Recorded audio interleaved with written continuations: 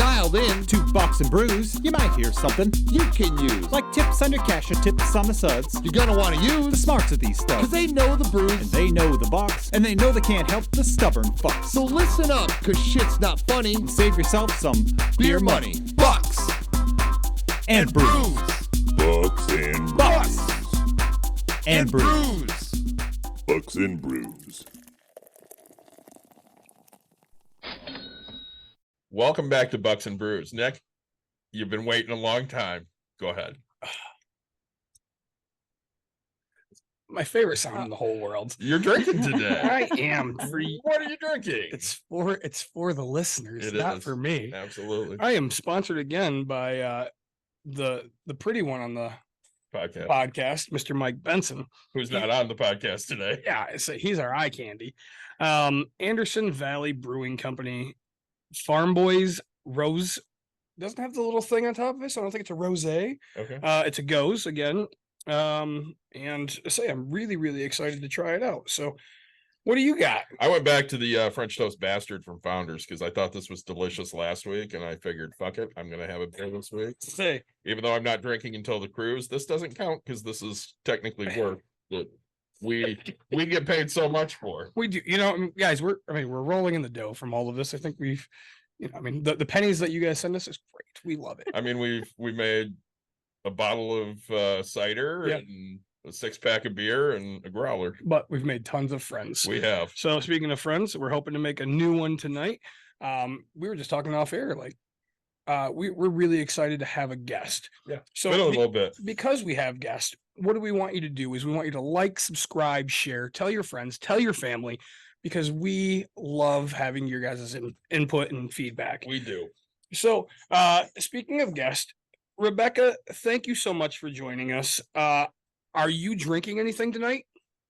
So I am, but I'm super boring because it's water and it's filtered water. Oh, Fancy. I love Dasani. Okay, let me be clear on this. I'm a filtered I hate water guy. Dasani. I'm done with you. This was a great podcast. Thanks so much for joining us. Cool. We are no longer friends. Gosh, I am. I'm gonna. You're an Aquafina person. Oh, no. No, I hate Aquafina too. Really? No, like I buy. Yeah, I don't like either one of those. Those are the probably two top ones that I hate. We just have I drink so much water. Like I probably drink. So can you see this water bottle? Yeah. I drink like 3 of those a day. There you go. So we have a water pitcher at home that has a filter in it. So that's what I mean by filtered water. I would not want to carry all of the water bottles. I would need to drink that much water if it was bottled water. Oh, I just keep a case in the car and just grab it and empty bottles in there. And then my wife gets in my car and gets pissed. Why do you have so many water bottles? And I'm like, because I drink water. Oh, I guess that's okay. We have reuse. Problem is, my wife has 1,000 of those cups. Literally 1,000. Like, I'm not being facetious when I tell these Yeah. people. And now we have a big one that's fucking gallon. Mhm. And it says on one side, it's all like motivational sayings, right? And it's like, you're doing great. Oh, hey, keep up the good work, all this and that. And the other side, it's like 8 a.m., 9 a.m., 10 a.m., blah, blah, blah. And I was like, you need a thing to tell you that you have to drink this amount of, like, I don't know, I just chug water, right? We have stickers of break room therapy now. Say, I have a motivational sticker. Oh for my her. gosh, you guys have the best stickers right now. Well, we got some new ones in. My new favorite one is I hate people because fuck you. I think your wife needs that on her water. So tonight we're talking emotions with money. Yeah, basically. I say we actually kind of dealt with this a little bit on a different episode because it was a Reddit question, right? Yeah, Like, hey, yeah. I make so much money. Why do I feel bad spending $12 on something? Yeah. It was like, and he's like, is it normal? David and I are both like, yeah. Say, We're very emotional about spending money. oh god, like I was driving here and it was funny because I actually asked myself, I was like, man, why do I just feel so fucking broke right now? Mm, So same. but so tell us a little bit about your background, where you're from, and I guess why you're the expert on this topic. Right. So I am Rebecca Thomas, more than a life coach. I'm actually in the greater Grand Rapids area, but I work with people nationwide. I'm the oldest of 7, and I have 5 younger sisters, and they're all in their 30s right now, which is very humorous because my clients are generally from 30 to 50 something. Women who have scaled professionally, climbed the corporate ladder. They are on the other side of that, really taking an audit of their lives. And one of the things they're finding that's missing is them. So I actually help them get out of their heads, get out of their houses, get out of their businesses, and get back into their lives. So that's what I do. I actually got into that by being an Airbnb host. So I'm still an Airbnb host, but once upon a time, we actually had people stay in our home with us. And so it was through that experience and connecting with complete strangers in our home that I realized this was the thing, and I was really good at it. Heard the term life coach, and the rest is kind of history. Why I'm the expert on this? Definitely a season that I am navigating myself right now, as far as like how I feel about money, what the disconnect there is, like what's going on. And I finally have my answer. So now we're on the other side of that doing the work. But the other thing is I am always going to help my clients feel their feelings, because we get hung up on things because we're judging our feelings or trying to fight our feelings or deny our feelings. And then we get on the other side of that. And because we've done that, instead of actually like feeling the feelings and dealing with them, we just stay stuck where we are. We've done a lot of mental health episodes because that's kind of our thing. Yeah, we love it. And it usually goes something like this. Fucking hate my life. I hate myself today, and these are the 18 reasons why. And a lot of it always comes back with us to money. Yeah. Because we never feel successful enough. Never. And we always feel broke, whether we're broke or not. Oh, yeah. Like if I got 5,000 in the bank, I feel the same if I have $1 in the bank. It's the same feeling. No, it doesn't matter. Yeah, it's like the amount of stress I put on myself, whether I have the most money I've ever had in my life or just can't afford a fucking tire. That's how I feel. I'm buying a house this week, hopefully. Jesus. I mean, you buy a house every other week. But I get my documents today, and I'm dealing with. I found out she's new at what she's doing, and on there. Who is she? My title company, my title company person, right? Because they sent me my final paperwork or whatever, and I'm reading through it, and I'm buying it for a certain price, and then there's all these fees, and it has a grand total. I'm trying to explain to her, so I'm paying what's called a wholesale fee, right? A finder's fee, and I'm looking at it, and I was like, I'm like, hey, the price I'm paying includes her fee. This shouldn't be on here twice. And she's like, well, no, it's not on there twice. It's on there once, and she has it, and you have a purchase price, and she wants this much extra. And I was like, no, like the original price is what she has it for. I'm buying it for this. She doesn't actually own the damn thing. Like, and she's like, I know that. And I'm like, okay, so if we're saying the same thing, then I'm not paying an extra $60,000 for this house. Like, and we're going back and forth for like too long, right? 10 minutes, whatever it was. It just felt like forever. And so finally she's like, hey, I'm going to get Katie, which Katie's great. She owns Essential Title. She goes, I'm going to get Katie on the phone. Hold on for a second. And I was like, great. I love Katie, right?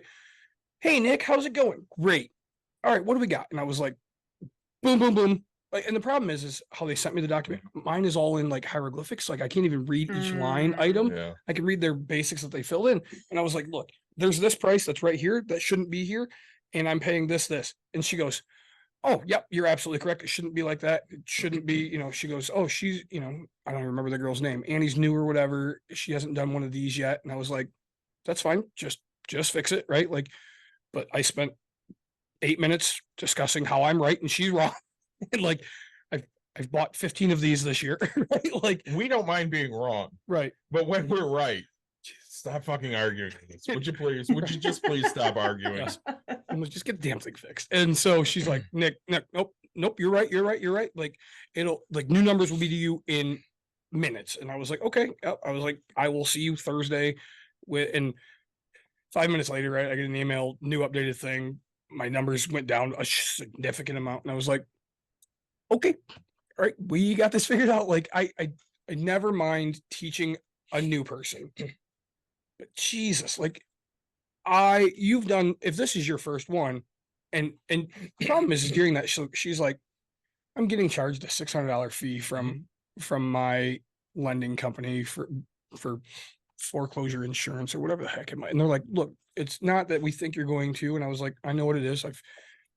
I understand what the fee's for. Like, it's a mortgage insurance. Like, and it was like, again, this is my 15th transaction in weeks with you people. Like, I've done a million of these. And so like, if you tell me that you kind of know who I am because you've talked to people and then I'm trying to teach you and you know that you're new, you should probably listen to me and understand, like, because there was so much like, I feel like I'm saying it. And so I tried saying it a different way. And like, I almost got my wife on the phone because she says things so different than I do. Right. Like Nicer. but I was very nice. Right. Like, I mean, you're nice for you. Yeah. Hey, that's kind of it. Right. You're nice for you. Like, I'm nice for me. Right. Like, I didn't come out And then there's real nice. like, but I'm like, not negative. Right. But like, I was very nice about it. Hello, right? my name is Nick and you're a dumbass. Right, like kind of it. And so I'm like, oh my gosh, you have to get this figured out. So Can we talk about that for a second? Yeah, absolutely. So the funny thing is, like, everything you're describing, including quote unquote Annie, because we don't know her name, Yeah. makes me think about a time about a year ago. So my boyfriend and I have been together for over 6 years now, and I've always been like super independent, shocker, like strong woman. I do all the things myself because I've always had to. So it was funny because a couple of years ago we had this conversation around, like, he wanted me to ask for help more. Like, he can see that I need help, but he didn't understand that, like, I could not see that I needed to ask for help. So I think that's one thing where there's a real disconnect sometimes. And then fast forward another year to the conversation we had last year, where I literally, during a conversation with him, we were having this conversation and I could feel myself like, and we don't have these super dramatic arguments, or like, we never argue. And it's not because we don't feel differently about things. It's just we both feel kind of empowered to say what we need to say and trust each other that we'll figure it out together. But it was funny because he was telling me this thing or having this conversation with me, and I could literally feel myself like shutting down, getting red in the face. And like, I'm imagining Annie doing all those things right now, because it's less about like how you were doing it and something that she was like telling herself inside of her head and feeling like overly responsible for. And that wasn't the case at all. But she was so in her own shit at that moment that she couldn't literally see outside of that, and was basically either shutting down or just trying to do everything she could fix it without paying attention to the details of the conversation. Not as saying it could be, but you know, That's a great point though, because in a lot of instances, you have these conversations with other people, but a different conversation's going on in your mind. Yeah. And that's what you trigger into, is that conversation going on in your mind. And now you've told yourself a story that may or may not be true. And now you're pissed off about it. Right. I mean, you and I are basically the same person in a lot of ways, and our wives are basically the same person in a lot of ways. Yeah. How many times have you woken up and she had a bad dream and it was your fucking fault? 100%. Because you did something in the dream to piss her off. Every time it's my fault. And you sit there and you're like, but I didn't do it. But she's told herself this story in her mind. Yeah. And all of a sudden now you're an asshole because you did this to her in her dream. Yeah. Even though you did nothing but sleep. That's the problem. I slept. Right, exactly. I I get those things too. Oh, I'm exhausted. My wife was just up all night, like last night, and finally she took some medicine or whatever. And then within minutes, she was just passed out after she had tossed and turned and moved the blankets a million times. And so finally, like, then she's just right next to me, just annoying the crap out of me, snoring and stuff. And I was like, I had to deal with this, right? Like, and so I woke up this morning. I was like, okay, great. Like, I've gotten 2 hours of sleep in my life. Thanks for that. No. So yeah, and that's, you know, I have no problem with people, how they do things, stuff like that. But like, when it sounds like somebody knows what they're talking about, I usually take a quick step back and just go, all right, let me see if we can word this different or get this figured out. Because in her head, I mean, she was literally charging me double, right? Like, and I'm like, no, like, no. Like, I like people. I don't like people that much. Let me tell you that. Right. And when we look at money, so like, you know, I'm doing the pallet thing. Yeah. And I talked to my buddy Osborne, who you know through umpiring, and he goes, I don't understand how you do it. I would just be so pissed off at these people. Right, I'm pissed off at all of these people. Yeah. But here's the deal: I have 2 jobs that don't pay me, and I need more money. Say, So I can either get another job, Yeah. and now I have 4, or I can find another way to make some money. So I found another way to make some money. Is it a pain in the ass? It's a huge pain in the ass. Do I have to deal with idiots all the fucking time? Mhm. But what will make me happy? money. Money. Yeah. Money makes me happy. Dawn said it yesterday. It's my love language. Yeah. Because if I have money, I can pay for shit that and then I don't have to do the things I don't want to do. So I had to go cut weeds in the woods. Did I tell you this Yeah. shit? So I went down there for the last time on Sunday morning to cut weeds in the woods because that is a huge deal to my mother. Ring, ring. I talked to What Mike. was that?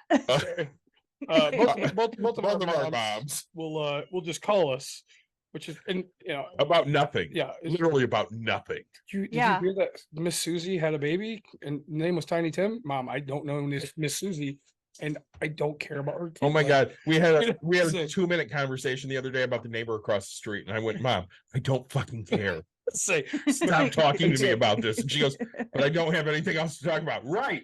I know. So stop talking to me about this shit.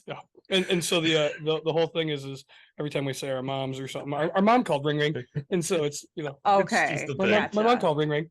So I talked to Mike on the way back. And I have those weeds around the house that I want pulled. That Yeah. I called your guy for. Yeah, And very nice man, very nice wife. They want like $1,200, which I'm not paying that. I'm just not. And I said to Mike, hey, I'm gonna have your son come and rip all that shit out for $100 next spring. And he goes, well, he'll probably bring a friend or 2. Mhm. I'm like, all right, I'll pay $150. I don't care. right. Get it the fuck ripped out. And he's like, oh, they would be so happy. $50 a piece. Right. I'm sitting here going, there's one way to get shit done. Mhm. Throw money at it. Usually, And I'm gonna find somebody cheap enough to throw money at it that I don't mind throwing the money at it. Yep. But everybody around me doesn't think that way, and I don't know why. Like, you're the one person. I mean, depending on what it is, right? Like, I mean, that, and that's the thing. Like, you and I have things that we'll pay for and things we won't pay for, right? Right. Like, and oh man, it's so like me, computer stuff. I'll just be like, oh, somebody else take care of this. Dave would be like, I can do that in 2 seconds. Yeah. Okay, take care of it. Give it to me, I'll take care of it. He'd be like, hey, I got this question. I'm like, dude, I can do that in 2 seconds. Okay, take care of it. I have a gas smell. Right. I don't know what the fuck to do. Hey Nick, I got a gas smell. What the fuck do I do? Right. Hey, this, well, no, apparently it's the answer is Nick, come over and actually do it. Even though we didn't know that. The best Um, part is nobody will listen to this that right. would be mad about this. Right. So, all right, Rebecca, sorry, back Yeah. to you. We go off on tangents a lot. Back so to you you. know. It's I'm listening. I hear that. So walk us through, and now is your primary focus women in your business or It is. okay, Yeah. So- In 2 of my 3 businesses. Yes. 2 of 3 businesses?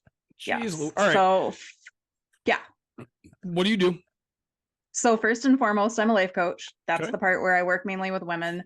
Second of all, I own a women's event company where we curate our own events for women, and that's called Kaleidoscope Effect that I run with Alicia Shoemaker. We actually just had our last retreat in Dawn Space, so that was fabulous.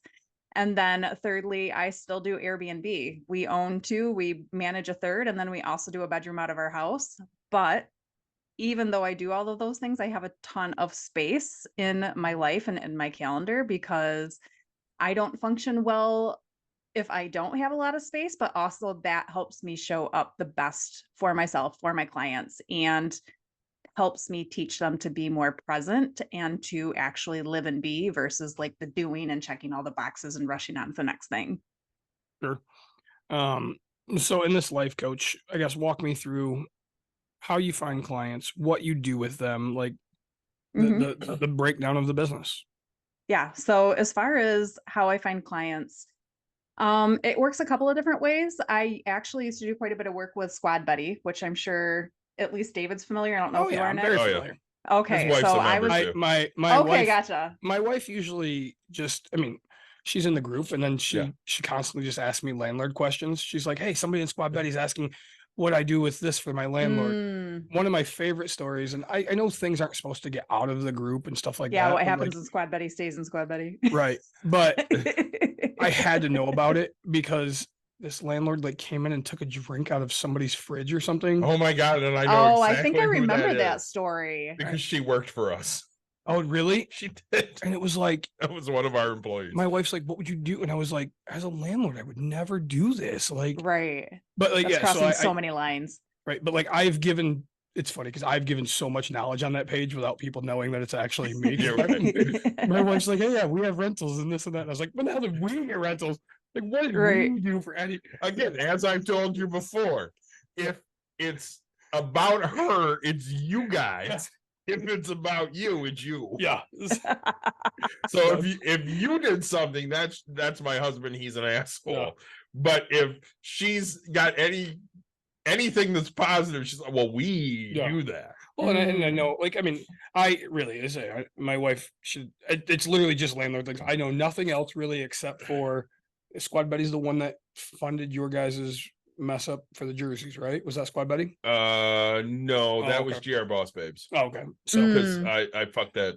yeah, you The names up on the hardcore messed that up. fucking But shirt. so, but like, yeah, really, otherwise it's just women empowering women. Yeah, and I think which is great. I think it's a great group. Yep. And I'm not, I wish there was a men's group like this, right? Again, they're the there? reason that break room therapy exists. Yeah, there you go. Because Dawn hopped in there and she's like, hey, what do I do for my really pissed off husband? And they're like, oh, take him to a rage room. Yep. She didn't know what the fuck it That's was, and she hilarious. looked it up and they're like, hey, you should open that. And she's like, all right. Yeah. And I still That's have so never done funny. this. I So- did not even know that part of the Oh, yeah. story. Yeah, so she was looking for an outlet for me, and I don't like destruction if it's Okay. something that costs money. Yeah, right. Like, I don't mind, this is weird, I don't mind punching a hole in the wall, but I can do that. It's the repair money that That's you the off shit that more. pisses me off. yes. Right. So like, if my wife and I fight, her first thing to do is grab something and throw it, Yeah. which skeeves me out because now you just broke something that we own, and now I'm really pissed off. Like, I was mad before, but now I'm really pissed. But she's like, hey, people said we should do this, and there's one in Detroit. And I'm like, yeah, I'm not doing that. That literally just sense. skeeves me out. And she goes, well, Yeah. here's the problem. This is totally for me. I like this. And I'm like, cool. Have She fun. goes, I think I want to open this. I'm like, great, do that. I'll support you in any way possible, but I'm not ever fucking doing that. So I broke one guitar. Yeah. Because who doesn't want to break a guitar? Fact. And one cup, because it was a Trump cup. And give me that fucking Trump cup. I'm gonna beat the shit out of that. Yeah. But that's all I've ever broken here. And we've been open in 4.5 years. Yeah. Okay. So, all right. So you find clients through that type of stuff. Yeah. You- So yeah, I was actually in 2020. Elise and I, who was the head of Squad Buddy, Mod Buddy, and Naughty Buddy, her and I were actually neighbors, and we weren't There's close 3 before Bettys? that. Oh yeah, there are. Oh So- yeah, one's a was like, Facebook group, there's and the more other than two are her one. businesses. Yeah, but they're all Elise's. And during COVID, we already knew we were neighbors, but we'd never really connected, or we didn't have a friendship or anything like that. And she ended up posting something on Squad Buddy. We kind of went back and forth in the on the page, just having a conversation. And she's like, hey, do you want to do a porching? And so I was like, sure, because it was COVID. So we went and sat on her porch together and had this amazing conversation. And then within a week, it happened again. And she was telling me about some of the pain points in her personal life and her business. And so I ended up saying, hey, I can help you with that. So we ended up writing out a contract and figuring out what that would look like. And I was actually contracted with the Betty Spaces for 1.5 years. And I was Elisa's personal coach, but then I was the official life coach of that group. And I think at that time there were between like 4,500 and 5,000 women in there. It's amazing. Yeah. And then ended up working with both of her teams for Mod Buddy and Naughty Buddy as well. So I also got to work with her businesses. So that gave me a ton of exposure, a ton of traction. I'm also a little bit affiliated with GR Boss Babe, so I've got a few connections from there. But then since then, I've actually started branching out, reaching into national spaces to find clients too. And a lot of very female presenting Facebook groups. That's where I find a lot of clients. feel like Nick has questions. No, well, I mean, I just, Yeah, you I was said gonna say you can ask Mo- all the questions. I'm an open Mob book. Betty. Mod. Mod. Mod. What is that? So that's her photography studio, and she Oh. does a lot of boudoir photography, but it's very self-empowering. But she does a ton of other photography too. And then what's Naughty Betty? Naughty Betty That's a is the little more European scantily. themed lingerie store or Oh, store. but it's still Yeah. photography. No, They that's have an a actual store. Oh, there's a store store. with So yeah, Oh, okay. So but Because it's I in the know same space about as this Mod shit. Betty. again, what happens in Squad Betty stays in Squad Betty, I- unless it's a Well, real just estate Squad question. Betty, not Mod Betty and Naughty Betty. I'm jumping in. So you can go to Elisa's place, Okay. and she has like a storefront which has lingerie and shit like Yeah. that. Sure. And she also does like the drag bingo there. Yep. Okay. So I've gone to drag bingo there. And And the photography studio's on the backside of the lingerie okay. store. Gotcha. so she has this So- big space that she does all of this stuff through. Gotcha. Okay. Mhm. So yeah, all right, so they're not online things. These are actual. The other two are physical. Physical in person. spaces. Yep. And the Yep. squad is an online presence. Okay. So if you Yep. want to go see a drag show, go Yeah. there. No, I know they're running one soon at Trey Scott's house, which we have to get to. They are. So I sent that to Vanessa because she is so excited to go. And I'm like, here's one. yeah, We do need to get over there because we talked to him for a long time yeah, at the Donut Beer Fest. yeah. All right. So you get a client and so Yeah.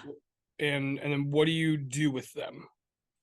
So we work together for a year. First and foremost, that's really, really important because a lot of what I do with women is help them reconnect with who they are authentically. You know, there's so much like we feel like we need to be somebody for somebody else, or we grew up feeling like we needed to be this way, or it was the way that our mothers or our grandmothers, like that's just how they led by example. So we naturally fall into that same category. So I help them figure out who they actually are. And then get really curious about why they show up the way they do. So why do you feel the way that you do? Why do you think that the way do you do? Why are you triggered the way that you are? And instead of applying judgment, right, wrong, yes or yes or no to those things, we get curious and acknowledge what that feels like. And then start to figure out like how we show up as our best selves. So you guys were talking about sleep. That's a huge thing that's like I will not compromise, and it's also one of the reasons I don't really drink later at night is because it fucks with my sleep and I'm not okay with that. So that's one of the like the start of looking at things as how we show up as our best selves, and then what are the habits that I can actually implement and the boundaries I can implement that will help me show up as my best self, which helps them build self-trust.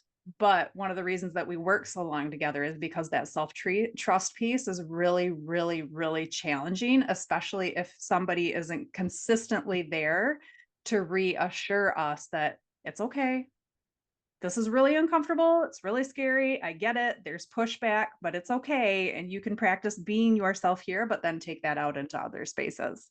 And so 1 year commitment for a contract. Mhm. And how often are you meeting, contacting, that type of a thing? Yeah, so we meet twice a month and we meet for 90 minutes each time. And then we also have a 15-minute phone call during the month too, just to check in. Do you have any questions? How's it going? And then we also always have, like, you can email me in between if you have something come up that's easy enough to address and doesn't require a lengthy response.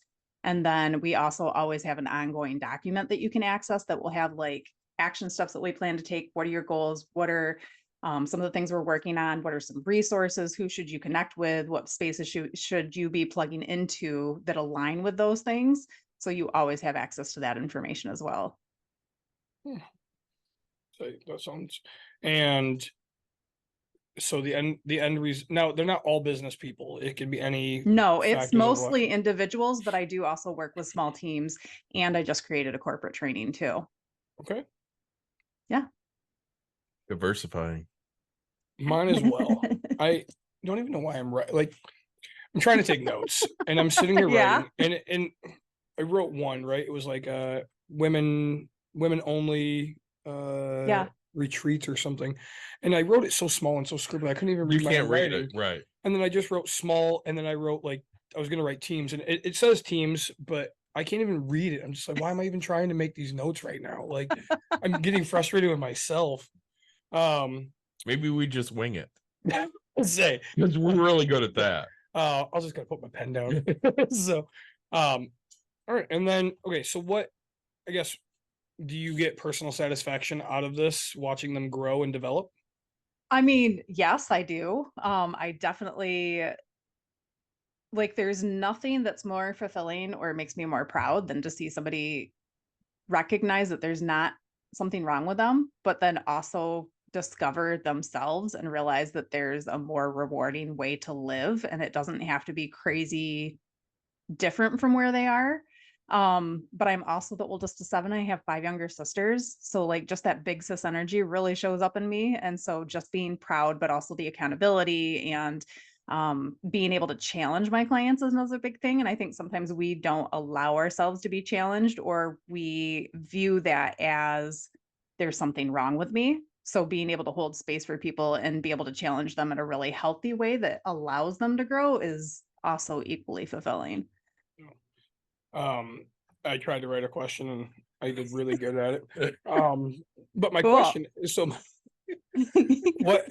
what questions, so as if I wanted to come to you, what questions would I ask to find a good life coach? Like, what are some of the things? I mean, because I don't think there's a specific life coach that's going to be great for everyone, right? No. Yeah. So yeah, I would say, first of all, what is it are you working on? So what is it that you're really hoping to address? Like money coaches are going to have a completely different approach from a health and wellness coach, that are going to have a completely different approach from a retreat coach to like a writing coach. Like there's so many different kind of life coaches right now. It's not even funny. So it's knowing what it is, or thinking that you know what it is that you want to work on, but then it's just like finding a therapist or a doctor. Like you want to work with somebody that can meet you where you are and challenge you, but also like there has to be a connection somehow. Like there has to be enough trust and connection in that dynamic for them to be able to, the client, be able to show up and be vulnerable enough to share what they're going through, but then also for the coach to recognize whether or not they're good fit and to be honest about that, because that's part of it too. Like if we're just taking money to have a butt in a seat, that's not doing anybody a favor or anybody a service. It's doing a disservice. So it's making sure that you're finding coaches that actually know what the hell that they're doing, and making sure that they are not just exchanging dollars for time, and then also making sure that they're addressing the things specifically that you're trying to work on.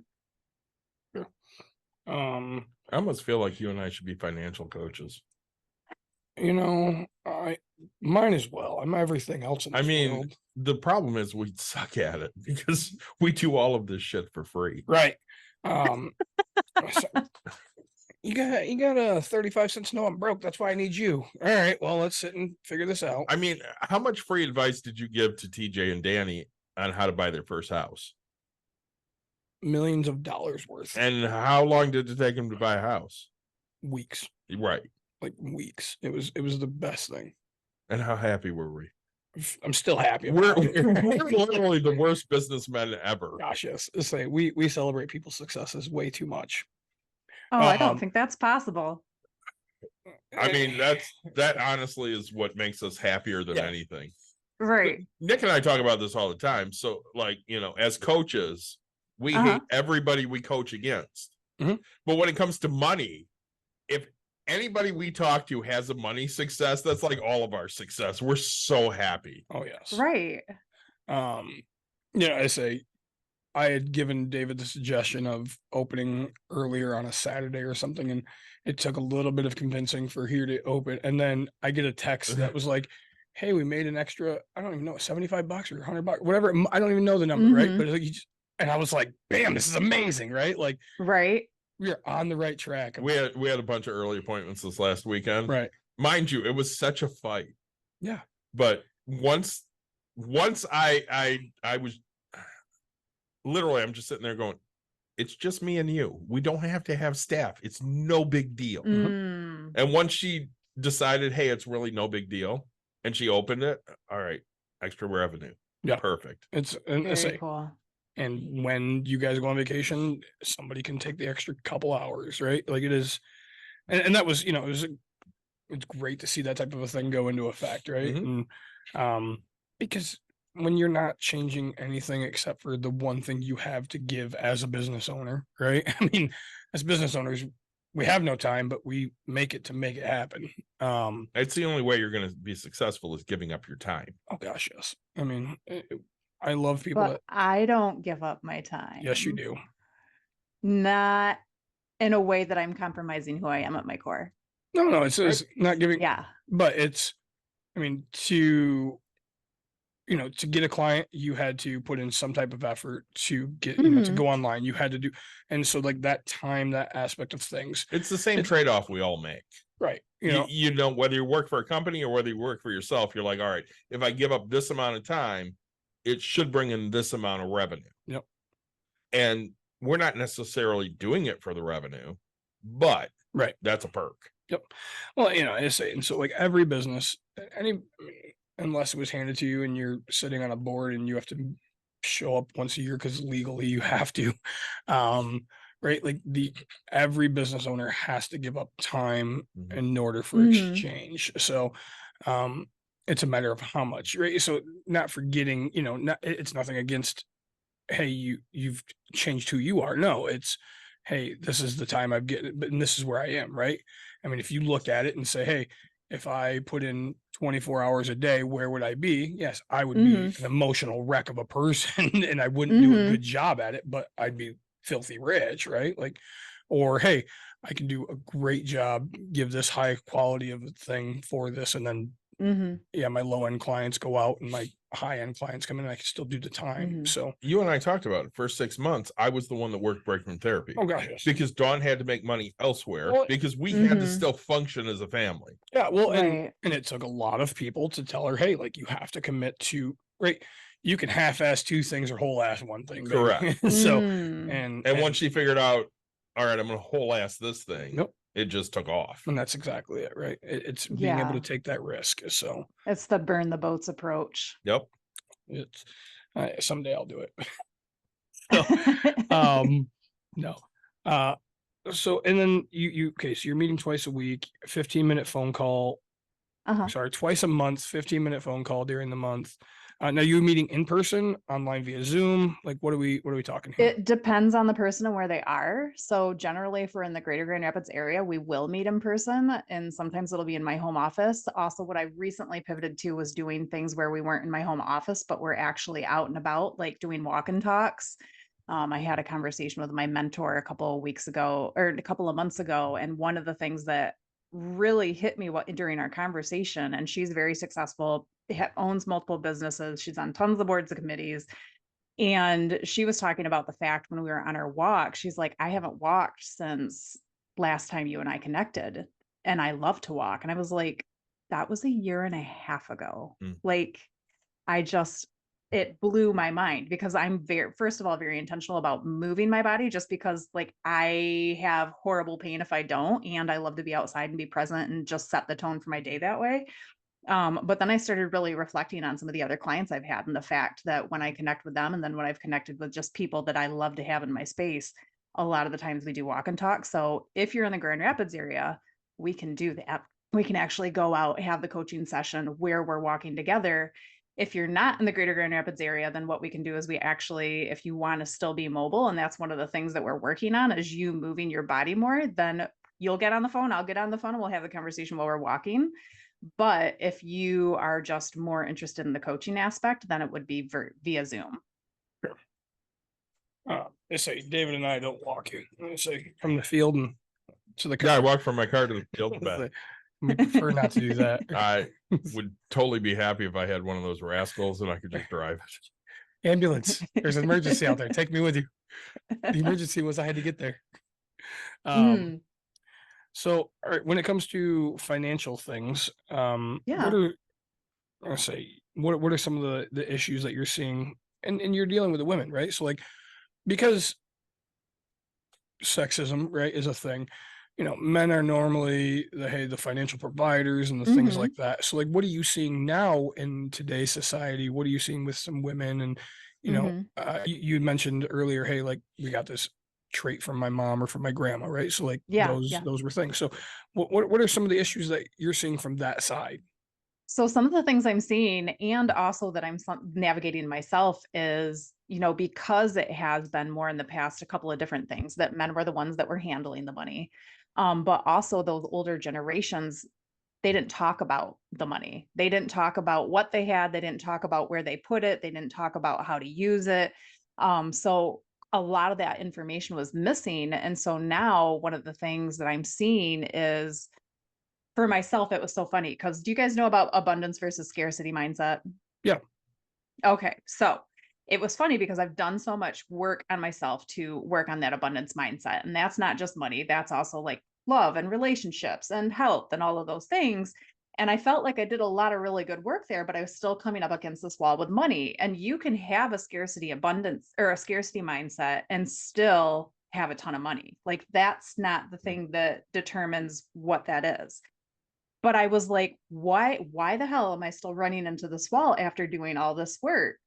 And so I started getting really, really curious and digging down deeper and digging down deeper. And one day it hit me, and this is what I'm seeing a lot of, is I don't trust myself with money, right? Like it's that self-perpetuating cycle of this is what I've known. This was the example I was shown. This is the information I don't have. So I'm kind of at the mercy of, and because I didn't know all these things, like I didn't trust myself with money. So once I realized that, I was able to go back and say, I've done a ton of work on self-trust with myself. That's one of the reasons that I work on my clients with that a lot. I had to retrain myself how to be in romantic relationships because in a prior life, like that was not my thing. I was in super unhealthy relationships. So it took me a lot of time to relearn how to be in relationship, but also honor who I was and have really healthy boundaries in my relationship. And so once I realized like I don't trust myself with money, I was immediately like, shit, I can do this. Like I've had to retrain myself to do A, B, and C. This is just the same process applied to something different. So that's what I'm seeing and also what I'm navigating myself at the same time. I'm going to ask this. Who do you feel responsible for money-wise? My family, everybody, Who specifically? all of them. No. I mean, my wife, my kid, my mom. I mean, I don't talk to my dad anymore, but I used to, right? Right. I mean, I like when it comes to an income aspect of Right. things, yes. So like that. So you're literally not necessarily managing, but managing all of their money. Oh gosh, yes. So I had this conversation with my therapist, and she's like, but you worry about yours and Dawn's money, and then you worry about your mom's money, and then you worry about your daughter's money. And I'm like, right, because I'm the financial guy. So I have to make sure that everybody is taken care of. And she goes, but isn't that just too much for you to handle? And my answer is, who the fuck else is going to handle it? Because they all suck at it. Like my wife's decent enough at it, but how many times have we had a conversation about my daughter getting a $300 haircut? Oh my gosh. Yeah. Nick, she just got another $300 No, she haircut. didn't. After we fucking fucking did. She fucking did. You know what she said to justify it? Nope, I don't care. There's Her justification was, this one's going to last longer. I said, you had the last one in June. was You had this one in September. It lasted 3 fucking months. What are we talking about? Yes, sir. Another $300 haircut.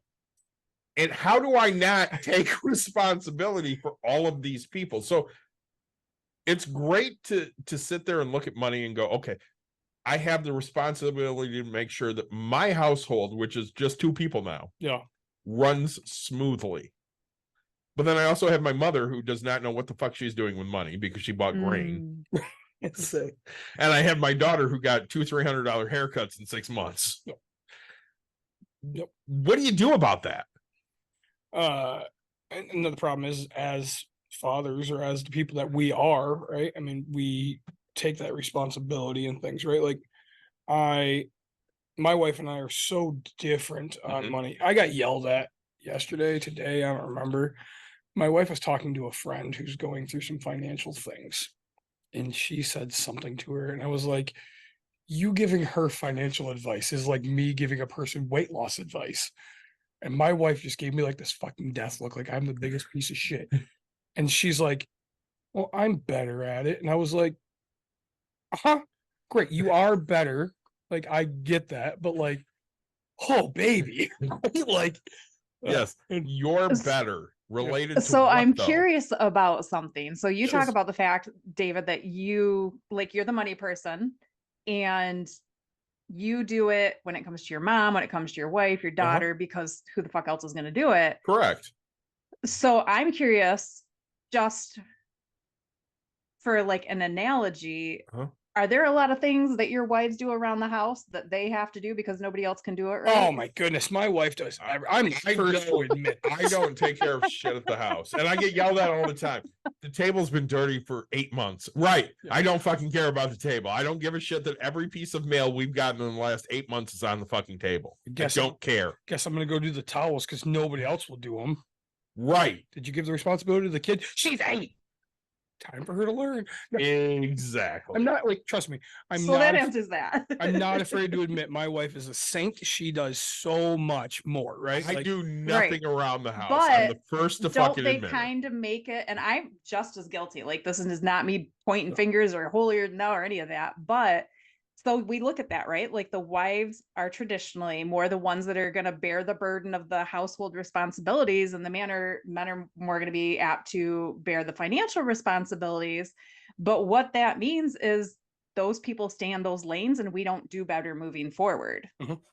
So like, how do we empower and teach other people to do the things, maybe not exactly like we would, but at least to an extent where they can be responsible? And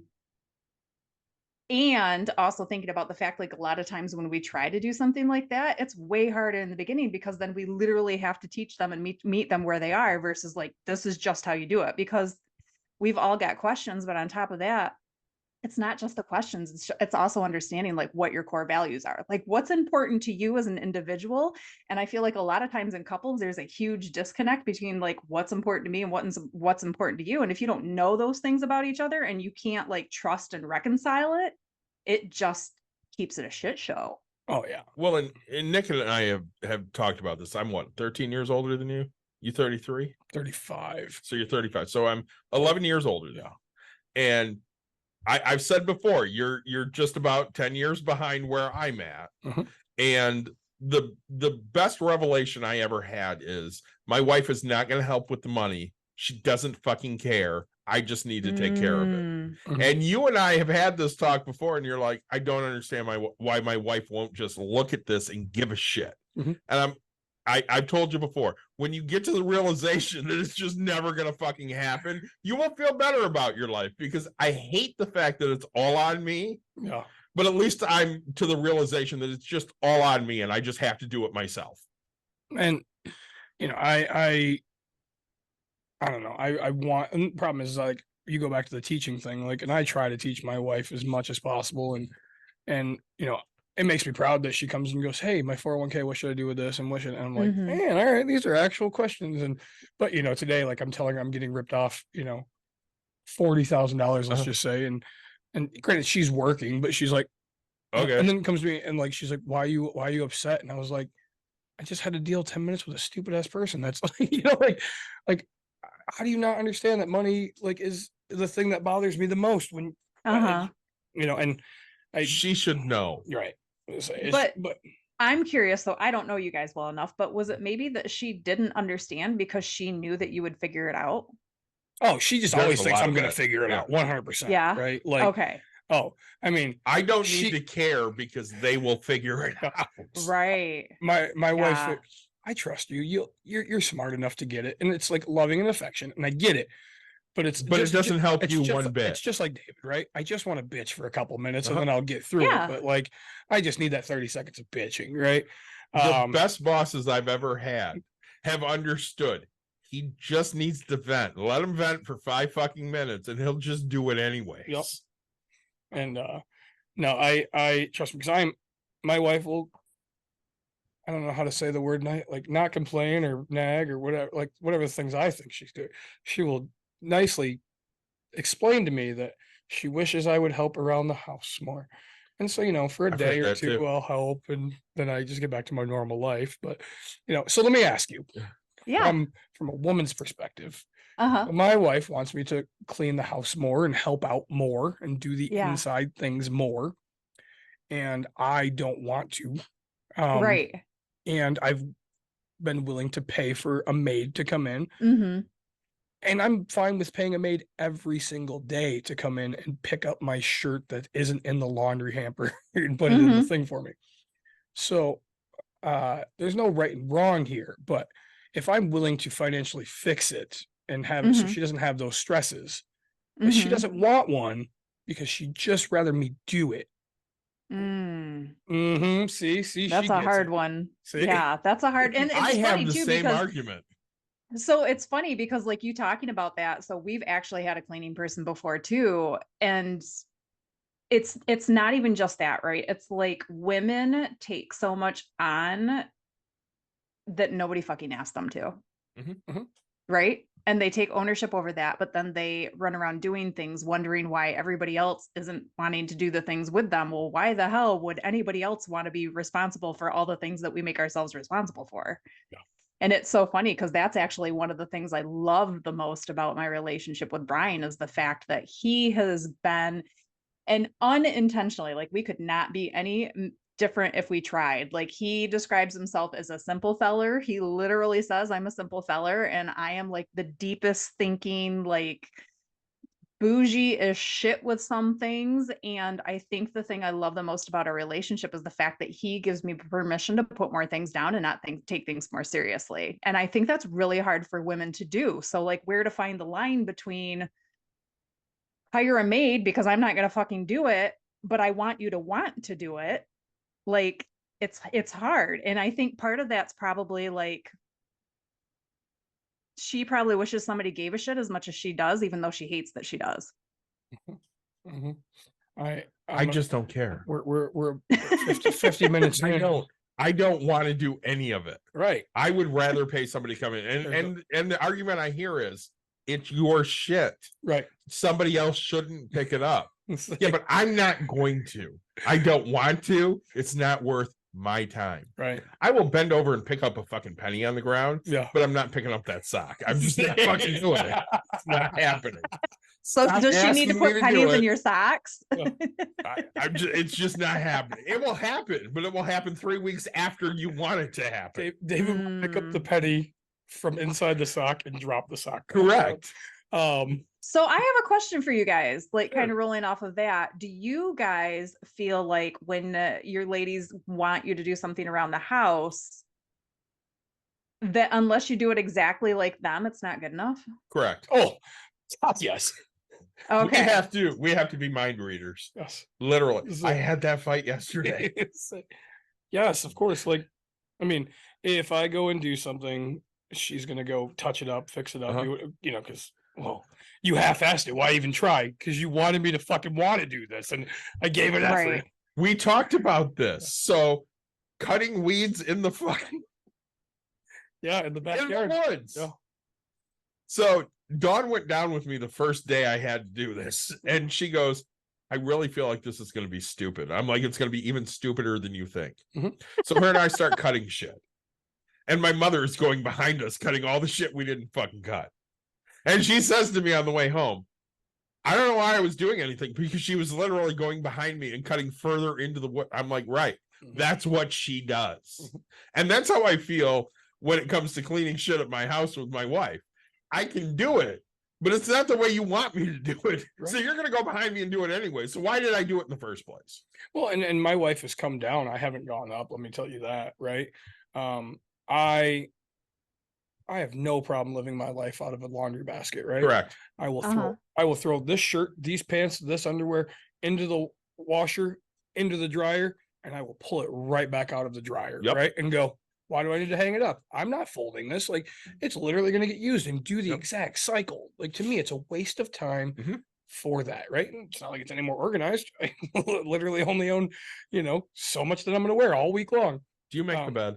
No, so I have made my bed before. I know how. Careful, that's a sore point over here. I have to ask this because this is the guy thing. Do you make the bed? I do not make the bed. Do you pull the covers up? Because I do that. No, I do not. I pull the covers because I work on the bed. Oh, sure. So I pull the covers up, but I have never made a bed. I'm 46 years old. I've never made a bed. Yep. And I'm going to go to the grave never making a bed. So, I mean, right, my Aunt Linda, like, she's my great aunt, like, she lived with us, and so she always made my bed for me as a child, as a young adult. Like, it was fun. My wife and I were dating, and we'd come home and my bed would be made. Yeah. My wife's like, "Oh, you make the bed?" And I was like, "No, my aunt does that. Like, why the hell would I make my bed? You know, like, I got people." Like, and my aunt's a saint of a woman, right? Yeah. Like, I love her to pieces, but yeah, I was never raised to do those types of things, right? Like, my parents divorced, and yeah, Mm. on Sunday we would, my dad would make us go, "Hey, we have to clean for an hour," type thing, and by that, you're gonna go stand in the corner and look like you're taking a pee. But Right. right, like, it wasn't stuff I had to do, right? I Mhm. mean, yes, which is why I do the outside work, right? I always had to mow a Mhm. damn lawn. So and mowing lawn equals I can mow the next person's lawn and I'm gonna make money. So I never had to clean. Yeah. Ever. My Yeah. mother cleaned everything. Ring ring. My mother cleaned everything. Yeah. I never had to clean my room. I never had to clean anything else. It was just done. yeah. So I'm 46 years old now. It should just be done. And say it's so weird. I put these clothes right here and there's a magic folding fairy. Yeah. And all the clothes. The only time I took care of my clothes Yeah. was my football clothes. There you go. Because I didn't want to wear muddy mess every day. So I came home every day from practice. I washed my shit and then I took it back to school the next day. And Yeah. it just went every day. That's just what it was. Yeah. So anyway, I guess why do you ask? What did I ask? Was it about now I forget because you guys brought up the making bed thing and I can't remember what was Yeah. before that. So you had asked us About the house. Yeah. housework? Yeah. And do So we it feel was like when basic- we do it, it's not up to our wife's yeah, standards? to our wife standards. Right. So I mean, it's kind of going back to that piece of like when you're handling the money, like having to take the time, wanting them to do it your way, and that's like exactly what keeps you stuck in that cycle and feeling responsible for all the things. I can't say I want her to do it my way. I just Okay. don't want her to do it her way. Right. Right. No, Well, I this is- totally get that. I feel like that's where me and my boyfriend are right now. Like, you can do it any way you want that works for you, as long as you know Long exactly as- what you're doing and Okay. it works. Okay. See, Like, and my thing is, I don't want you to do it at all. I just want you to have some knowledge about what it is. Right. Know Mm. what's in your account, know what's in my account, know what's coming out in the next week. Yep. But So you there's guys none were, of that. yeah, you guys were asking me before, like some of the things that I see that are happening, and especially when it comes around money. And I think that's one of the things too, is like avoidance, right? It's like the shame over I either don't know what the fuck I'm doing or I'm doing it wrong. And so if I avoid it, then I don't have to deal with it. But also, guess what? It doesn't get any better either. And I sure as shit don't feel any better about it. And that's a hard one. I say I can see that. And it's I do give my wife a lot of credit. She has come a very, I mean, we've been married 13 years Mhm. and she finally has savings. Mhm. I'm really proud of her.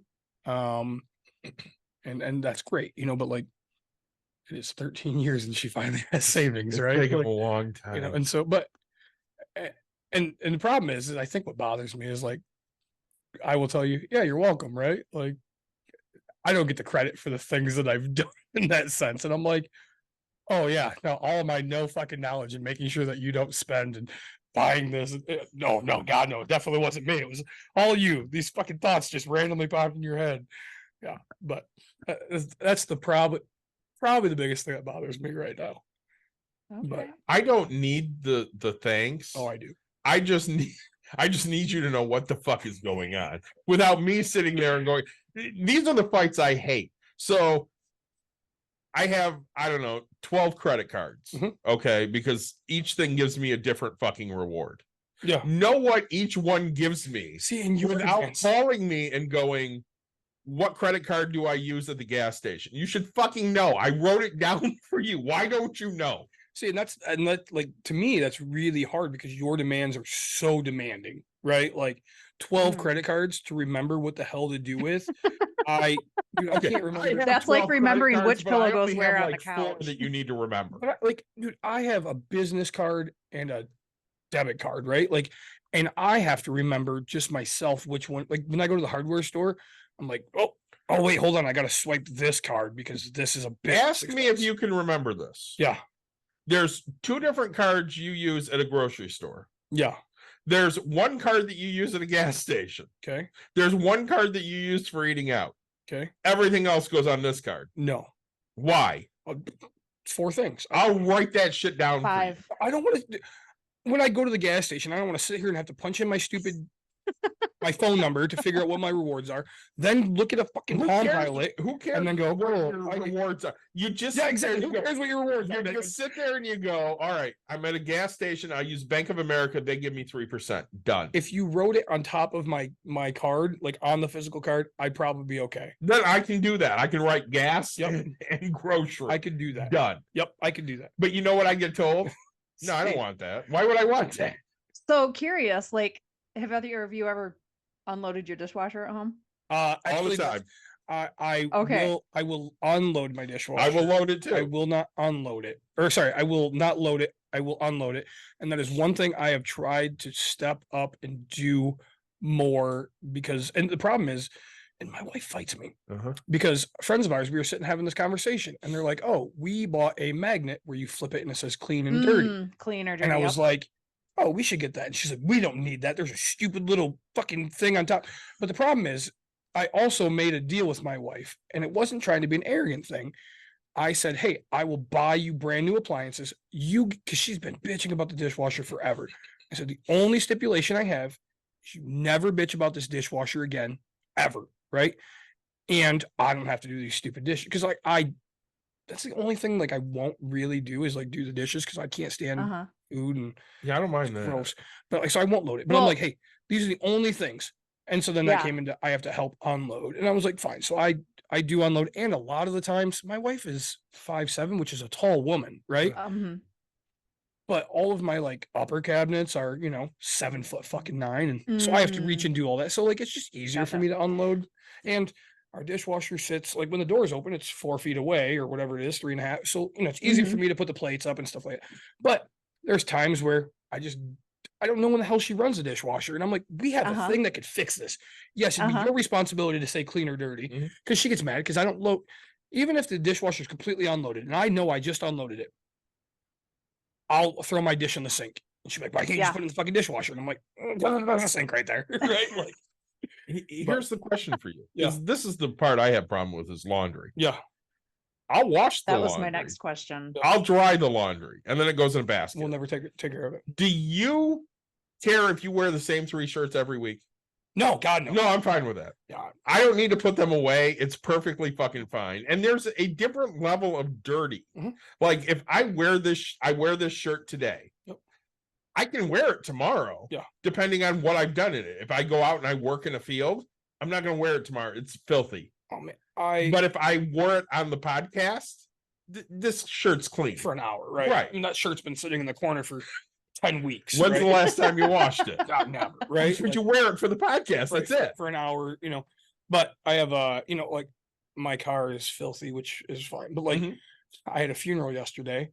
And I was like, oh man, like I'm in this, right? Jeans and a t-shirt and some sandals. And I was like, ugh. But I thought it was like a funeral, not like a visitation thing. So I thought I had to be there right at 1. And my GPS was like 1 o'clock. And so I get there and I was like, man, I think I still have a polo in the back. So I grab a black polo out of the back and I was like, oh shit. And I see my dress shoes and I was like, oh, I have dress shoes. Granted, I don't have any socks, but looks like the dress shoes are going on. I was like, look at me. This is what I get for being filthy. Like, but and it looked fine. But I was like, I wear that polo for 35 seconds, right? Like Yep. I was in the visitation for an hour and a half and it's back in the car, right? Like for the next adventure. But yeah, I don't care about that. Like this, I could never wear a shirt 2 days if I wear it for longer than this podcast. My but- wife hates folding laundry. There's no fucking folding. I don't give a Nope. shit. Just give me the Nope. put all of my clothes in a basket and I'll figure it out from there. Yep. But you won't put it away. Right. Correct. Let's say, yep, that's a fact. That's so funny.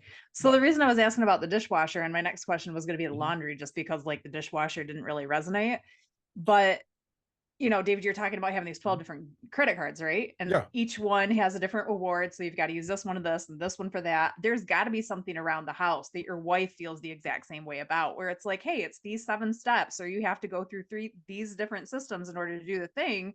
But like, you want her to give a shit about something she doesn't give a shit about. And Mhm. she probably wants you to give a shit about something she doesn't want to give a shit about. And like neither's right or wrong, but it's so funny how we can just like ram our heads against the wall trying to force it to Yeah. like make a difference to somebody. Yeah, in the- our the- house, the- it's the- the fucking table. The glass measuring cups do not go above the microwave, no matter how many times I put them up there. They don't go there. I It- still haven't learned, but that's where they go For me, it's the fucking table. So- Why is all of this mail on the table? Because I don't want to look at it right now. That's why. so- And then, mind you, she'll come in and throw the fucking mail right on the table. Well, why can you throw it on the table, but I can't?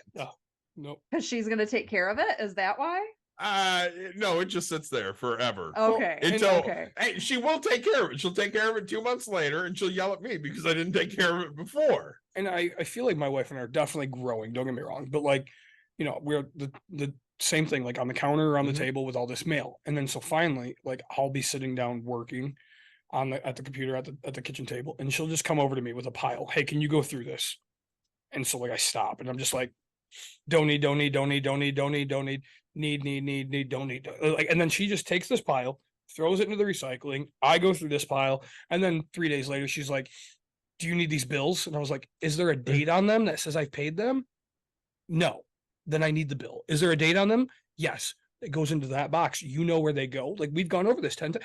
I have a very small system, right? Like I don't understand how this is going. So, but she knows how to like, hey, just stop, focus, get my attention, make me go through it right now, and don't ask me again, right? Because I don't want to do this every day. I will do it as often as you want, but like, it's Well, got- with my wife, God love her, but Yeah. with my wife, she'll do this shit bless to your me heart. while I'm working. Yeah. So it's like 11 o'clock on Tuesday, Yep. and I'm in the middle of shit that I hate because I hate everybody at work. Yeah. And she'll go, why haven't you cleaned this table? Here's all this shit. And I'll take it and I'll just toss it on the side of the bed because I don't have time for this right now. Okay. I don't care. Well, And so you've Oh, been I was working gonna from say- home for so long Yeah. that like you would think your wife understands that you're working from home, but how leisurely you are working from home, I don't think it resonates with her. We're going to let Rebecca and I was say gonna it s- and then I'm yeah, I going was gonna say the thing that immediately came to mind when you said that, David, is the fact that I think a lot of times women have so much, like I said, we shoulder so much that we don't Mhm. need to. We make stuff ours that doesn't need to be Mhm. ours, and we don't know where to put it. And we want other people to care, but why the hell would they want to care about all the things we make ourselves care about? Mhm. And so I think immediately when you said that, the first thing that came to mind is I think a lot of times, like, we don't stop to, like, we want it out of our head, right? Address it right now, get it out, move on to the next thing. And that's the thing that keeps us, like, always addressing things and just like picking really bad times to talk about things and not realize, like, you don't give a shit right now because we just want it out of our head. And you No, I probably totally want get it out that. of our head too, but you don't want to be responsible for it. Oh, totally. I say I feel like we walked into marriage counseling. all of a We sudden kind here. of do. Say- So Here's our issues with our wives Right. wanting us to do shit. And we just want to be left alone. right, Again, you and I just want to throw money at it. that's a fact. Oh, you need shit done in the house? Here, I'll just throw money at it. It's done. Look at that. It fixed it all. Well, then, say, our wives will just say, oh, then you're complaining about money. Well, yeah, it's Absolutely. same, but Oh I'm man. not, you're not complaining about that anymore. Right. So, now do your clients go through this constantly too? I mean, not always with money, but in some capacity. Like, it's so funny how caught up we get in our expectations of what something should look like without taking the time to consider what's important to the other person and recognizing, like, it doesn't have to be the way we want it, right? Like, we're really bad at that. We love to control how things look in general, not always, but like in general, like, we just love to have that certainty. And so it's not always with money, but it's usually with something, whether it's household tasks or money or how the relationship was, or like who's doing more in therapy. Like, there's a lot of things where our expectations, the unspoken ones, are really the ones that get us in trouble.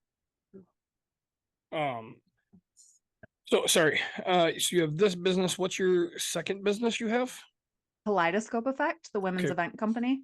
Women's event company, and strictly just big events for women So it's going to pivot next year. This year we were actually doing monthly connection events. And those were smaller. They were usually 25 or less. And then we were having quarterly retreats. We had a migration, which is where we bookend a women's conference. That was in August. And then our big event is our winter basque, which is the women's celebration of self. And that's going to be every January.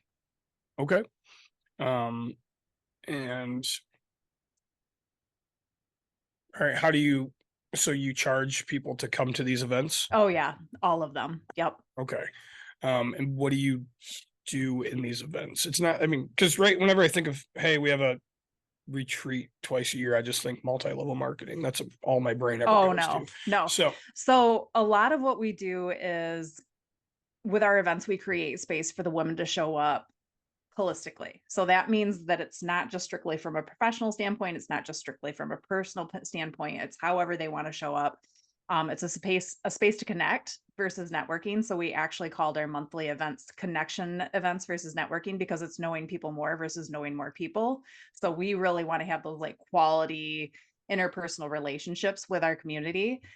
We always pick a theme to talk about, and there is no like the only mandatory thing is you have to pay for your ticket and you have to wear a name tag, but how much you participate in the conversations is completely up to you. If you're just there to observe and listen, that's fine. If you want to share what your thoughts are on the conversation, that's fine too. But we would pick themed conversations for every single month, just speaking to something that we see coming up that we are hearing a lot about, that it feels like if we had a space for a conversation, it would help everybody feel a lot better about things. And then with the retreats, like for instance, I said our last one was actually at Break Room Therapy. So that was amazing. And we do a different one every quarter. They are themed around, so Kaleidoscope is actually what you call a group of butterflies. So we've got a lot of butterfly language and themes. And so with the Break Room Therapy one, that was a metamorphosis themed retreat, which is more taking up space, stepping into your power, just really stepping into that next version of yourself. So we again had a collective conversation with a theme, but it was really about like that one specifically was about breaking labels that no longer served us. And that didn't mean that they had to be labels that were bad, but sometimes we have to get rid of good to make room for great. And so that's what we did, is we actually came in, had a conversation, wrote down on some of the items we were going to break, like that, those labels that we wanted to break, and went and smashed the shit out of them. That's great. Jeez, this is, women always put on way better events than guys. Say, our events usually focus around drinking and talking. right. Say, I mean, is that a normal day? I Yeah, mean, it's yeah, Tuesday. really. say, Okay. But I mean, our podcast If that's what you revolves like, around though. talking and drinking. and then sorry, you have a third business, which remind me one more Is the time. Airbnb. Airbnb. Okay. Yep. All right. So now, because you have my curiosity, Yeah. so where are they located? The Airbnb, so two of them are actually in the grand, like 43rd Division area. Both of them have in-ground pools. One has a hot tub. Your face is hilarious right now. 43rd and Division? Yeah. We'll talk off air, but Okay. I own enough. I own 3 houses on 43rd. Oh, So okay. like, sorry, like I'm sitting here going, man, there's Where? Airbnbs in my area and I don't even have a clue about them. Say, yeah, You need to Airbnb some of those fucking places. that's what I'm saying. Yeah, So there's those two, and then we co-manage a third one, or manage one for another party. A friend of a friend that's out near Schaefer and Breton Road. So it's about 5 minutes from the Yeah. airport. And that one's actually, so the two that we own sleep 9 people. And like I said, they have in-ground pools. One has a hot tub. The executive home that's out near Breton and Schaefer actually sleeps 15 people. It has a huge indoor gaming area downstairs, super oversized. Everything, like rooms are just huge. There's the whole primary suite with an office. So that's just a huge space. And then like I said, we do a bedroom out of our house too. And that's the one that I manage. And then the boyfriend manages the other one. So that makes it a lot easier on me too. okay. And why did you do Airbnbs versus short term? Or sorry, I'm geez, I I'm was cramming like, it. Airbnb's not short term. versus long-term rental. Money. I mean, money and like Brian wanted to get in. So he's a third generation contractor. So he's always been into framing houses was his big deal. He's been doing it for years. He's got his own company, but his big thing was framing. And he, when we met, was just tapering off from doing a lot of work like in the Saugatuck area. But when people with a lot of money want their houses worked on, it's when they're not using them, which is in the middle of winter on the lakeshore, which really sucks for the guy outside framing things. Yep. So he was pretty much over that. And then when we met, I was doing Airbnbs out of my old house, and he saw, I mean, just out of my old house, the one bedroom that I had and everything else was a shared space, I could make $1,700 a month just Yeah. from one bedroom. And I didn't have a mortgage on that house. I owned that house free and clear. So that was on top of my day job and anything else I was doing. So he started to see that and also see how it operated and got more curious about that. And then we actually did a couple of flipping. We flipped a couple of houses. We flipped a couple of condos in Grand Haven.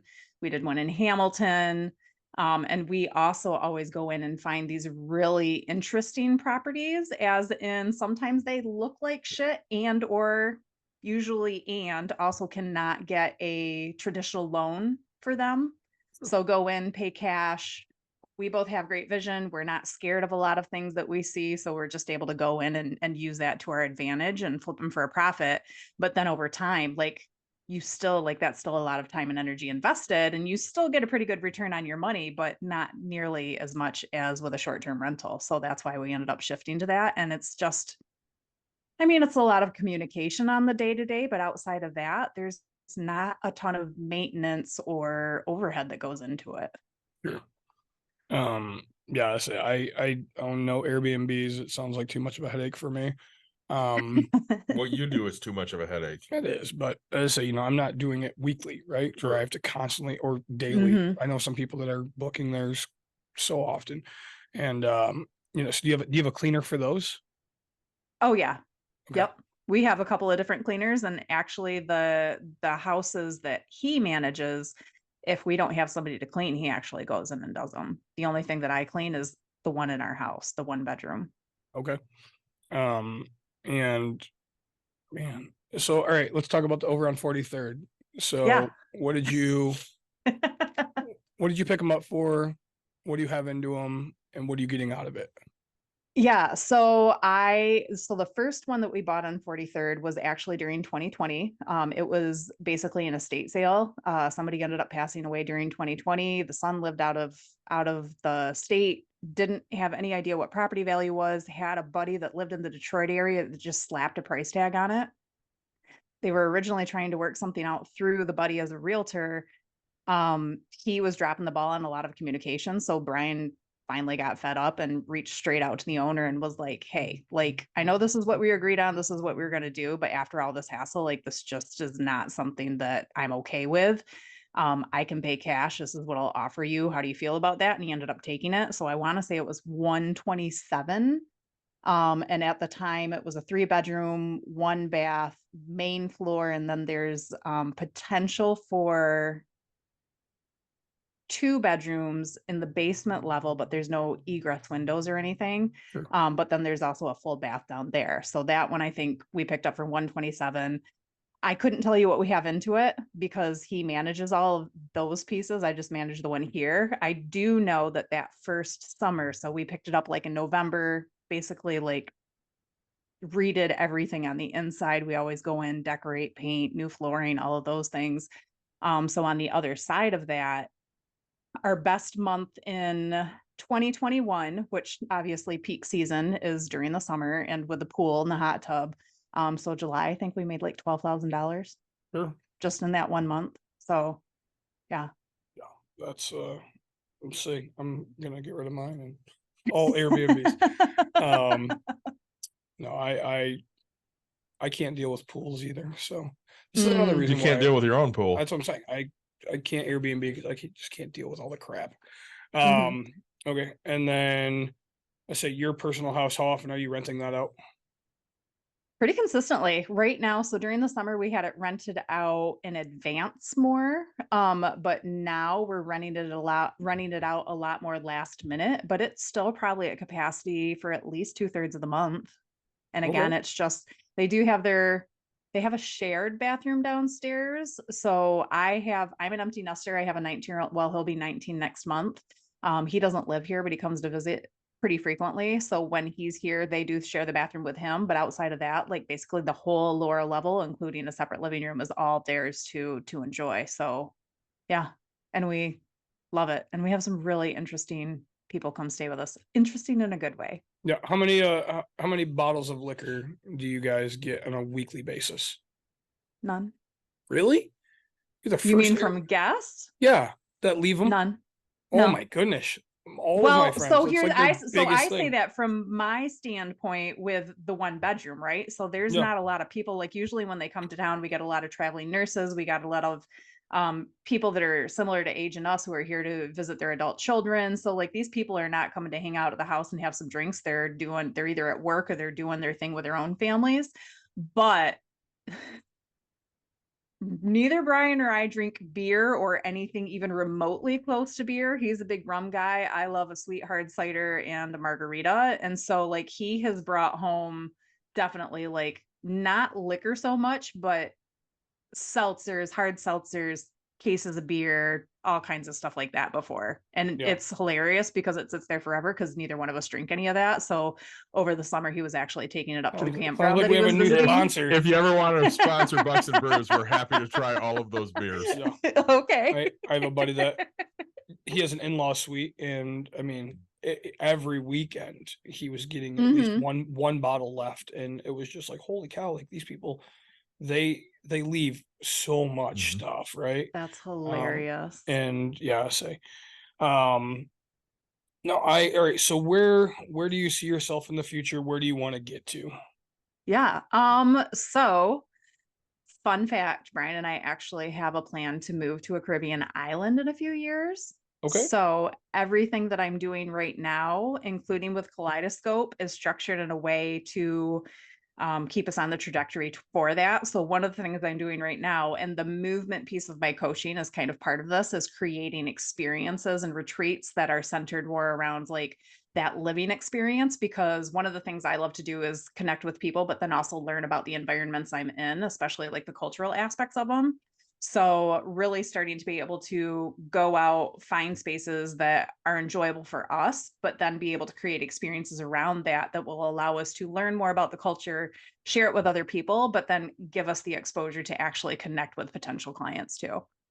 Sounds like we're going to be neighbors Caribbean island. because My wife won't move. I'm looking for a place in the Caribbean myself. Are you? I am. Um, Dawn came and she looked at my computer the other day and she goes, "The fuck are you doing?" I'm like, "I'm looking for a retirement home. That's what I'm doing." where does the one guy live? The one that we like to follow on TikTok. Honduras. Honduras. Yeah. Yeah. So Mm. I might move there. I can get an oceanfront property. Yeah, for nothing. $200,000. And Yeah. conserve all of your water. Yeah. There is none. I'll just get it shipped in. No, and that's so are you guys a member of the RPOA? No. Okay, well, so you should look into it. It's the Rental Property Owners Association. My good friend is the head of short-term rentals. Mhm. So it might be a thing to help you guys out with growing the business and things like that, people to connect with. So Okay. I had no idea that 43rd and Division was any No. Airbnb Not at areas. all. This is just blowing my So I mind. would say too, like the biggest ding that we get in our reviews for those locations, that it's location, right? Mhm. Which is so funny because like the little pocket neighborhoods they're in aren't horrible. I mean, Yeah. they're nothing sexy at all. Nope. Definitely not, but they're not horrible. Everybody kind of keeps to themselves. The Mm-hmm. yards are well maintained. Everybody picks their houses up. But yeah, that's definitely the thing that we get dinged on the most is location. Yeah, the same, which doesn't surprise me, I guess, because Right. I mean, I am your location. So, You have several places over there. like, yeah, I mean, I was trying to run it through my head. I mean, literally, I don't know, 17 in that, like, Yeah. So Buchanan, I mean, I own east and west all the way Okay. from 36. You and all- Brian need to connect because the other thing is too, like the property that we co-manage for Airbnb, he also owns a ton of long-term rentals in the area. But Brian has also considered going into like, you know, quadplexes, duplexes, things like that, like multifamily buildings and Yeah. as far as investing for that piece too. Yeah, the same. I do all that type of stuff, but I say I just don't have the cojones to Airbnb. So, Yeah. now one of the questions was the only one scripted question now That in we ask. is what is the Uh-huh. one biggest piece of advice you could give people in this world? It doesn't have to be business. It could any piece of advice you would give people in this world. Figure out who you are and be unapologetically that. I like it. I have to write that down. So, if I can, if I Write can, it problem down so is- you can read it though. The Right. problem is we know who we are. We're Right. just Mhm. assholes. I say people just don't like who we are. Right. But do you like who you are? I love me. And I hate Okay. myself. I say I used to hate Well- I used to hate myself. Yeah. Up until this diet's really helped me get back to my confidence. You're looking and that's good. what, like I really am starting to fall back in love with myself. Good. But But I think the other piece of like being authentically yourself is also figuring out like what makes you happy and making sure that you implement that in your life in some capacity too, versus always justifying, like pushing it back. Sure. And no, that's great. I say, being unapologetic for who you are is huge because David and I don't apologize. Yeah, we for don't shit. apologize for anything. So, We are what we are. that's a fact. Now, all right, sorry. So your business, you're gonna move how many years? 5 years? Coaching or when are we going to move? When are you gonna move? In the next few years, You 5 don't years have- or less. Okay. No, and we don't then- have a timeline. Now, are you a person that writes your goals down? Yeah. Okay. So I think every business owner should. That's gonna be a new Mhm. question if we ever get business owners on here. Do you write your goals? We've had several business Yeah. owners. I say, and then now you're just dating. You're not married. Correct. Okay. And so, he's on board for all the same things.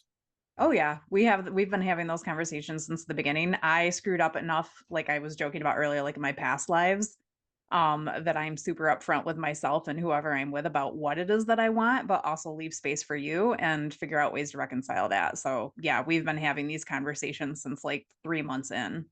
Sure. And I guess walk me through a little bit of that. Like, what did you want that you've given him space for, and what did he want that he put into your space? I think just permission to be ourselves is the biggest thing. Like I have a son, I don't need another one, and I refuse to mother anybody. And I've been really intentional about that. So being intentional about that does two things. It's like if I'm going to accept you for who you are, you have to accept me for who I am too. So that permission just flows back and forth. But I think the other piece is him and I, like I said, we're so different in such vastly different ways. Like if you had to use 2 words to describe him, it'd be like, he says it all the time, oonce, oonce. Like he works hard, he plays hard, but he's just consistent. Like he is the same person that I met when we were dating 6 years ago, and we never pretended to be somebody different. You still learn things about each other along the way for sure.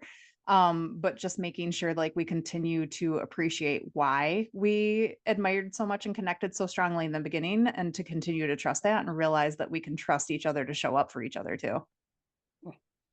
No, that's and I guess being different. It's surprising that you're both going to the Caribbean, Bahamas, right? Yeah, Caribbean. yeah. Caribbean. Yeah. Because my wife, we're so different. Literally, we couldn't go to the Caribbean. Yeah. So I thought Mexico was in the works. it is for me. Oh, she's not coming. Oh God, no! Like She's just gonna Why? come visit quarterly on a plane. I've offered that. I have offered so much to her. Oh man. Well, I hate winter, right? And Mhm. I think now that I'm coaching, it'll be a little better, but I still hate winter. But I'm like, hey, I'll go to Florida for 3 months. Come down and visit whenever you want. The plane tickets are $100 round trip. Let's just do Mhm. this. And if it was up to me, we'd be traveling the world, right? That is Mhm. my dream currently right now is let's just go travel, and the kid can learn Right. from home and learn Mhm. on the spot and from so many different places. But so she wins in that, right? That's why she has to do all the Yeah. housework because she wants the Yeah. house. Right. And then all right, so is there any other questions that we haven't asked you that you wanted to touch on? I don't think so. I had no expectations around. I love organic conversation, so this was perfect. Good. And saying that's what we try to keep them that way. I think we think too many podcasts are too scripted. We script nothing. One question, One now, One question. and we question. forget to answer it, or we forget to ask it almost Several every time. yeah. So, all right. Anything else, David? I got nothing. You hit us. Let's say, as always, guys, thank you so much. Like, subscribe, share, tell your friends, tell your family. We appreciate you. Rebecca, thank you so much for joining us. To me, it was a fun conversation. I forget why we weren't friends in the beginning, but I think we've become friends now. She doesn't like Dasani. Yeah, Yeah, that was that was it. And so I'll change. Let that one go, Nick. Rebecca, hang out for a minute. We'll talk to you off air. Thanks for All joining right. us. We'll be back next. Yeah, sure. Next week. That's a maybe, fact. Okay. because All right. Thanks so much, guys. Yeah.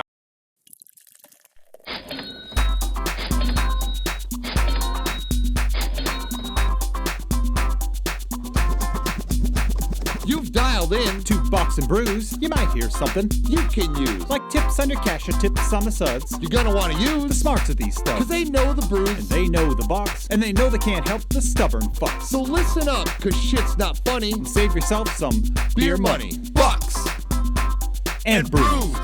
Bucks and Bucks brews. and brews. brews. Bucks and brews.